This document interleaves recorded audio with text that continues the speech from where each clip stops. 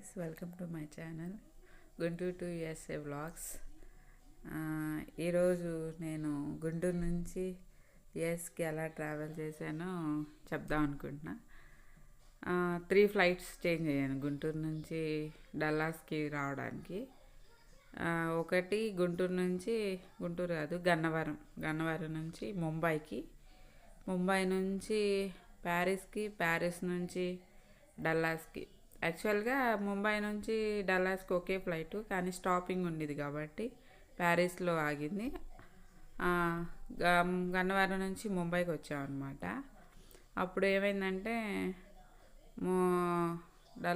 అప్పుడు యుద్ధం జరుగుతున్నట్టుంది ఇరాక్, అటు సైడ్ ఎందుకులే అని అబుదాబి మీద ఎందుకని స్కిప్ చేద్దామని ప్యారిస్ మీద నుంచి వచ్చాము.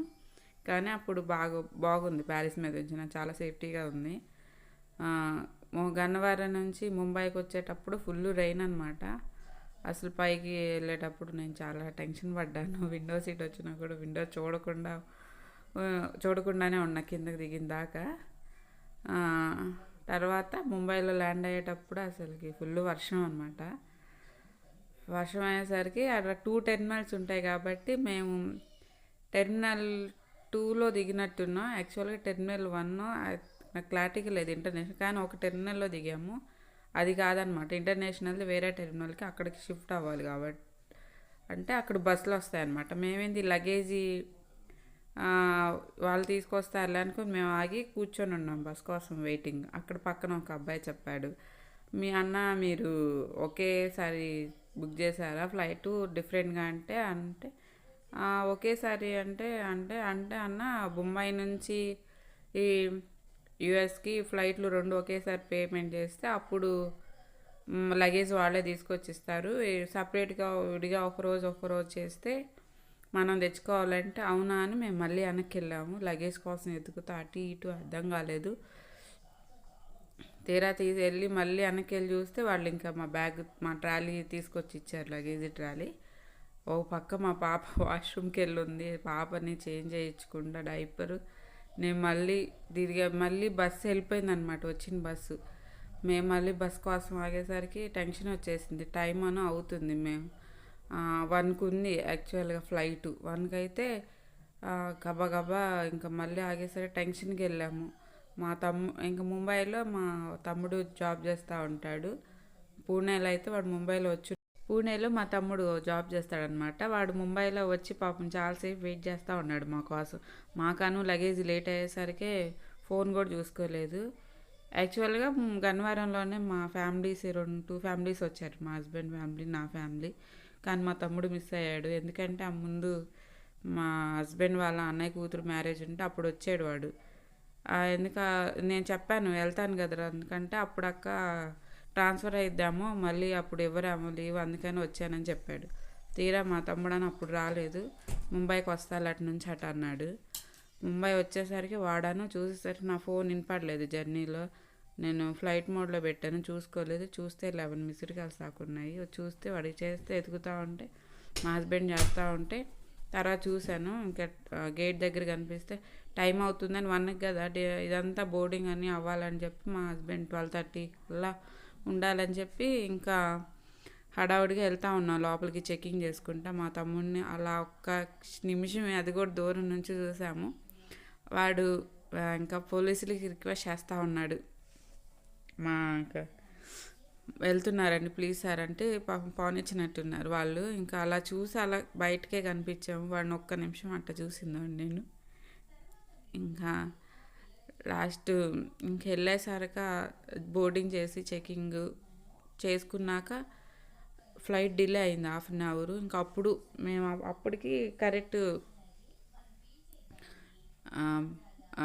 ఇదంతా లగేజీ అన్నీ చెకింగ్ చేసుకున్నప్పుడు ప్రశాంతంగా చూసుకుని ఫ్లైట్ డిలే అయిందనమాట 1/2 అవర్. అప్పుడు మేము ఫుడ్ కానీ వాష్రూమ్కి అలా వెళ్ళొచ్చాము. ఫుడ్ తీసుకొని, అప్పుడు ఫుడ్ కూడా తినలేదు, ఫ్లైట్లో తినొచ్చని ఫుడ్ తీసుకొని కూర్చున్నాము. అప్పుడు ఇంకా 1/2 అవర్ టైం అయిపోయింది. యాక్చువల్గా లగేజ్ గురించి చెప్పాలి, మెయిన్ ఇంపార్టెంట్.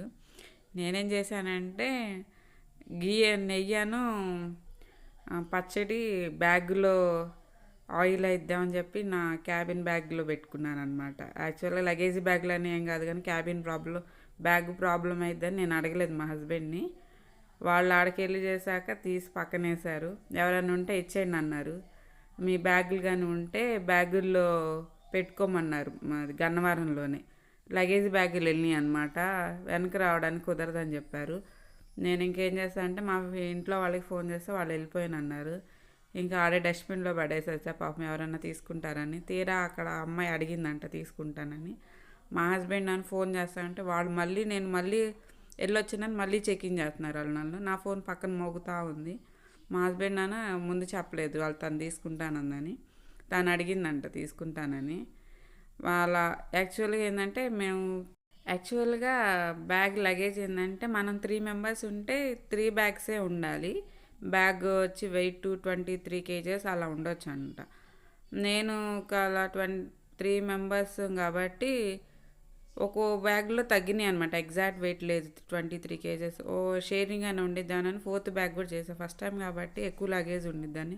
ఒకవేళ ఫైన్ అయినా కూడా చెప్పాను మా హస్బెండ్కి ముందే చెప్పానమాట, ఒకవేళ లగేజ్ ఎక్స్ట్రా ఫైన్ అయినా కడదాము అని. సరే అన్నారు మా హస్బెండ్. అందుకని వాళ్ళు ఎక్స్ట్రా బ్యాగ్ అని చెప్పి వెయిట్కి వచ్చి 1000 తీసుకున్నారు. ఒక్కో కేజీ 1000 అంట, 1 kg వచ్చి. మళ్ళీ ప్లస్ ఎక్స్ట్రా బ్యాగ్ అని ఇంకా 10,000 ఎంత ఎక్స్ట్రా వేసారు. మళ్ళీ ఆ వెయిట్ కూడా కలిపి వేశారు. ముంబైలో అయితే అలా వేయలేదు. ఎక్స్ట్రా బ్యాగ్ ఉన్నందుకు జస్ట్ ఎక్స్ట్రా అమౌంట్ మాత్రమే, కేజెస్ వెయిట్ ఏం చూడలేదు. 10,000 మాత్రమే కట్టించారు. బెటర్ అనమాట. ముంబైలో బ్యాగ్కి వచ్చి 10,000 తీసుకున్నారు ఎక్స్ట్రా ఫైన్. గన్నవరంలో ఏంటంటే ఫైన్ ప్లస్ కేజీ వెయిట్ తీసుకున్నారు. గన్నవరంలో 23,000 అయింది బ్యాగ్. ఇది 10,000, 43,000 అయింది ఫైన్ ఎక్స్ట్రా. నేను ఇంకా మళ్ళీ వచ్చే ముందు ఇక్కడ ఏం లేవని చెప్పి కొన్ని బౌల్స్, ప్లేట్స్ అన్నీ పెట్టుకున్నాను పార్సిల్. నేను వచ్చే 2 days ముందు వస్తానక పార్సిల్ వేయించాను. అది ఒక 18 kgs పడింది అది వెయిట్. నేను సాటర్డే వస్తే మండేకే వచ్చేసింది పార్సిల్. అప్పుడు ఇంట్లో స్నాక్స్ ఐటమ్ కానీ కావాల్సిన బౌల్స్, ప్లేట్స్, గ్లాసెస్ ఇలాంటివి వేయించుకున్నాను అనమాట. చెప్పాను మా హస్బెండ్కి అక్కడ ఇబ్బంది మరి అన్నీ తీసుకోవాలంటే ఇబ్బంది అయిద్దని. ఇంట్లో ఎటు వేస్టే ఉంటాయి. నేను యాక్చువల్గా ముందు బెంగళూరులో ఉండనమాట. అవి ఇంటికి షిఫ్ట్ చేస్తే ఎటు ఖాళీగానే ఉంటాయి అని నేను కొన్ని చిన్నవి అన్నీ ప్యాకింగ్ చేయించుకున్నాను వచ్చే ముందు. సో ముంబైలో ఫ్లైట్ 1:30కి స్టార్ట్ అయింది. 1:30కి స్టార్ట్ అయ్యి నైట్ టైం కాబట్టి లేట్ అయినా తిని పడుకున్నాం. సీటు మా పాప అయితే బాగా ఎంజాయ్ చేసింది, తినింది, చక్కగా పడుకుంది. ఇంక మార్నింగ్ బ్రేక్ఫాస్ట్ ముంబై నుంచి అనేసరికి టిఫిన్ ఇడ్లీ అలా ఇచ్చినట్టు, ఇడ్లీ సాంబార్ ఇచ్చినట్టున్నారు. కిడ్స్కి సపరేట్గా ఉంది టిఫిను. మళ్ళీ ప్యారిస్లో దిగాక ల్యాండ్ అయ్యాక అప్పుడు ప్యారిస్కి ఓకే అక్కడ మళ్ళీ ఆ టెర్మినల్ చూడటానికి అలా ఉంది కానీ మళ్ళీ అది మళ్ళీ లోకల్ ట్రైన్ ఉంది మళ్ళీ ఆ ఎయిర్పోర్ట్లో. అసలుకి ఇటు కాదు అటు కాదు. నాకు ముందేంటంటే మెయిన్ భయం, నాకు ఎక్స్కలేటర్ అంటే భయము. నేను ఎక్స్కలేటర్ ఎక్కను, స్టెప్సే ఎక్కాను. ఎన్ని మారినా కూడా నేను స్టెప్స్ ఎక్కే వచ్చాను. మా హస్బెండ్ పాపం నా వల్ల మా హస్బెండ్ ఏంటంటే మా పాపని తీసుకొని కొన్ని అన్నీ ఆల్మోస్ట్ తీసుకెళ్ళాడు ఎక్స్కలేటర్ మీద. నేను మాత్రం స్టెప్స్ మీద వచ్చాను మ్యాక్స్ వరకు. ఇంకా డల్లాస్లో అనుకుంటా తను నాతో లాస్ట్లో స్టెప్స్ మీద వచ్చాడు. డల్లాస్కి వచ్చే ముందు ప్యారిస్లో కూడా ఫ్లైట్ డిలే అయిందనమాట. అప్పుడు 1 hour దాకే ఉంది. అక్కడ ఒక చెన్నైని కనిపించాడు, అక్కడ సెటిల్ అయ్యాడంట. కాసేపు బాగా మాట్లాడాడు. ఇంకా ప్యారిస్ నుంచి డల్లాస్కి వచ్చి మేము 4కి అలా వచ్చాము. ఈవినింగ్ 4కో 3కో ల్యాండ్ అయినట్టుంది. అక్కడ కూడా మా హస్బెండ్ ఫస్ట్ టైం అయ్యేసరికి పాపం ఫ్యామిలీతో ఒకేసారి వచ్చాడు. దానికి లోకల్ అక్కడ ఇండియాలో ఓకే కానీ ఇక్కడ ఇంటర్నేషనల్కి ఫ్యామిలీతో వచ్చేసరికి లగేజ్ తీసుకొని చాలా టెన్షన్. మళ్ళీ ఇక్కడ ఇమిగ్రేషన్ ఉంది డల్లాస్లో. ఇమిగ్రేషన్లో ఇంకా అడుగుతారంటే కొంచెం ఇమిగ్రేషన్ వల్ల టెన్షన్గా ఉన్నాడని అర్థమైంది మా హస్బెండ్. అందుకని చీర చూస్తే ఇమిగ్రేషన్లో ఏం క్వశ్చన్స్ అడగలేదు. మా హస్బెండ్ వీసా చూశారు, జస్ట్ డాక్యుమెంట్స్ చూసి పంపించేశారనమాట. డల్లాస్కి వచ్చాక 4 అయ్యి 7 చూస్తే వాన పడతా ఉంది. కారు కోసం ఎంతసేపు ఆగాము. అది కూడా అక్కడ కూడా కన్ఫ్యూజ్ అయ్యనమాట. ఫస్ట్ ఫ్లోర్లో ఉంటాయంట స్టాపింగ్ కార్స్. మేము గ్రౌండ్కి వెళ్ళాము. మళ్ళీ ఫస్ట్ ఫ్లోర్ నుంచి లగేజ్ తీసుకొని అక్కడ అడిగి మళ్ళీ పైకి వచ్చి అప్పుడు క్యాబ్ బుక్ చేసుకొని వచ్చాము. ఇంటికి వచ్చేసరికి ఫుల్ 4 అయ్యింది ఈవినింగ్. ఫుల్ టైర్డ్ అయిపోయి ఇంకా అలా జరిగింది జర్నీ. సో ఫస్ట్ టైం అయ్యేసరికి చాలా బాధేసి మా పాప ఈవినింగ్ ఏడ్చేసింది అనమాట ఇంటికి వెళ్దామని. నేనైతే 1 వీక్ 10 డేస్ దాకా నార్మల్ అవ్వలేదు, కానీ నా ప్రజెంట్ ఓకే. ఇది నా జర్నీ అనమాట, Guntur to USA. Okay, thank you guys. మీకు నచ్చినట్టయితే లైక్ చేయండి, కమెంట్ చేయండి, ప్లీజ్ సబ్స్క్రైబ్.